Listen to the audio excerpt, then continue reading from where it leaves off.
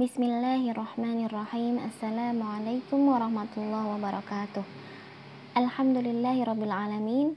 Assalatu wassalamu ala asyrafil anbiya wal mursalin wa ala alihi wa sahbihi ajma'in, amma ba'du. Pada kesempatan kali ini kita akan bersama belajar usul fiqh dengan rincian materi. Kita mulai dari Al-Quran dengan pokok bahasan seperti yang tercantum tentang pengertian bahasa dan istilah, memahami kegunaannya, kemudian pembahasan asbabun nuzul dan lain-lain, kemudian dilanjutkan dengan al-hadis, dan yang terakhir qiyas dan ijma. Namun video ini kita bagi menjadi dua bagian ya. Yang pertama kita akan membahas Al-Quran dan al-hadis, kemudian pada video selanjutnya kita akan belajar tentang qiyas dan ijma. Baik. Secara pengertian Al-Quran menurut bahasa, dari kata qara'a yaqra'u. Qara'a artinya membaca, yaqra'u sedang membaca. Dan Quran itu bentuknya masdar, kata benda. Berarti bacaan atau sesuatu yang dibaca secara berulang-ulang. Konsep tersebut bisa kita dapati dalam surat Al-Qiyamah ayat 17 sampai 18. A'udzubillahi minasyaitonirrajim. Inna 'alaina jam'ahu wa qur'anah fa idza qara'nahu fattabi' qur'anah. Ada dua kata Quran di sini. Yang pertama, sesungguhnya kami yang akan mengumpulkan di dadamu dan membacakannya. Apabila kami telah selesai membacakannya, maka ikutilah bacaan itu. Jadi Quran bisa diartikan bacaan. Kemudian secara istilah, Al-Quran artinya firman Allah yang diturunkan hanya kepada Nabi Muhammad SAW sebagai sebuah mukjizat yang kemudian disampaikan dengan jalan mutawatir atau bertahap-tahap dengan perantara malaikat Jibril. Sedangkan menurut syariat Islam, membaca Al-Quran dinilai sebagai salah satu ibadah kepada Allah Subhanahu wa Ta'ala. Nah, kemudian dalam memahami kegunaan, fungsi, dan kedudukan Al-Quran, ada 4 hal yang perlu kita pahami. Yang pertama, yaitu sebagai petunjuk bagi manusia, terdapat pada surat Al-Baqarah, surat kedua ayat 185, dan surat Al-Fusilat ayat 44, silahkan nanti dicari ya.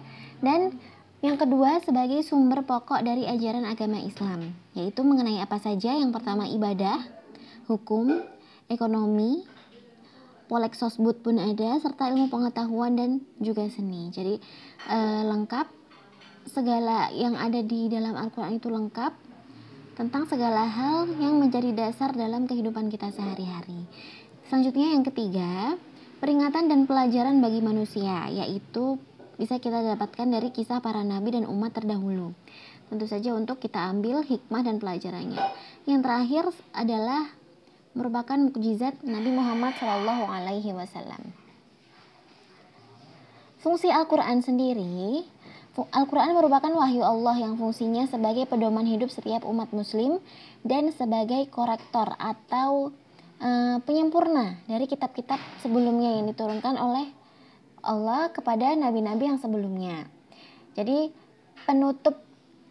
selain penutup juga Al-Quran ini penyempurna seperti Nabi Muhammad ya, penutup akhirul anbiya juga penutup dari kitab-kitab lainnya. Bahkan Al-Quran juga mempunyai nilai abadi karena sampai kapanpun tidak akan pernah diubah, karena Al-Quran dijaga langsung oleh Allah Subhanahu wa Ta'ala. Macam-macam pembahasan dalam Al-Quran itu meliputi pembahasan ukhrawi dan duniawi.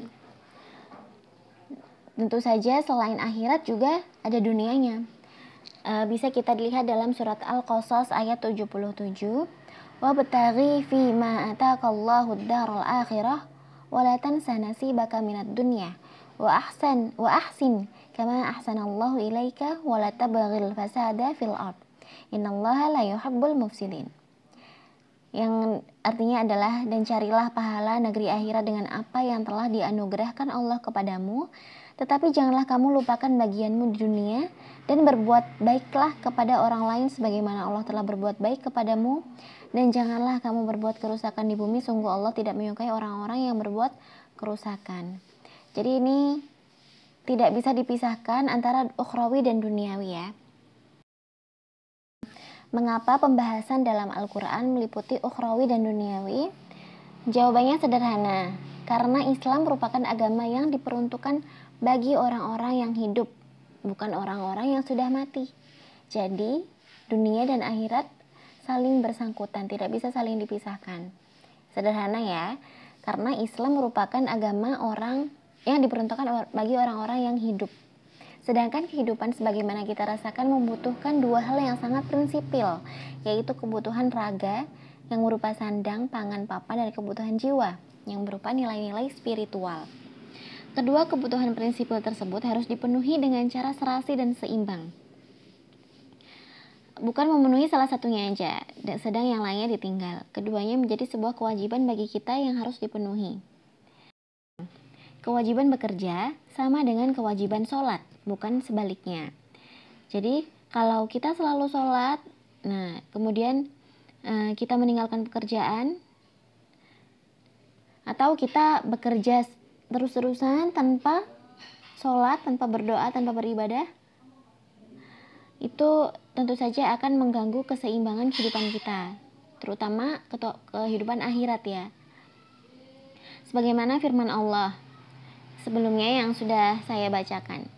Bahkan Ibnu Katsir dalam bukunya memberikan komentar terhadap ayat Al-Qasas tadi yang ayat 77.